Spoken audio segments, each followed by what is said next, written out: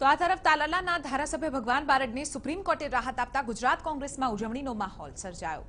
અમદાવાદ સ્થિત કોંગ્રેસ કાર્યાલય ખાતે કાર્યકરોએ સુપ્રીમ કોર્ટના ચુકાદાને વધાવ્યો હતો અને ફટાકડા ફોડીને ઉજવણી કરી।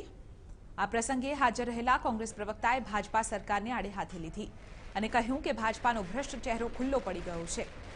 ભાજપાની કિન્નાખોરી ખુલ્લી પડી હોવાનો પણ આરોપ લગાવ્યો। પણ સુપ્રીમ કોર્ટે ભારતીય જનતા પાર્ટીનો ભ્રષ્ટ ચહેરો, કિન્નાખોરી ભરેલો ચહેરો આજે ખુલ્લો કરી દીધો છે। ભારતીય જનતા પાર્ટીના કિન્નાખોરી ભર્યા પગલાંને સુપ્રીમ કોર્ટે લપડાક આપી છે અને ભગવાનભાઈ બારડ જે કોંગ્રેસના વિધાયક હતા તેમને જે બેઠક પરથી ગેરલાયક થયા તે બેઠકની પેટા ચૂંટણીનું જે જાહેરનામું જાહેર કરવામાં આવ્યું હતું તેની ઉપર આજે રોક લગાવવાનો સુપ્રીમ કોર્ટે આદેશ કર્યો છે। ત્યારે કોંગ્રેસ પક્ષ રાજ્યના 33 જિલ્લાઓ 8 મહાનગરોમાં ભારતીય જનતા પાર્ટીના કિન્નાખોરી ભર્યા વલણ અને સુપ્રીમ કોર્ટે આપેલા આદેશને આવકાર આપવા માટે આજે તમામ જગ્યાએ ઉજવણી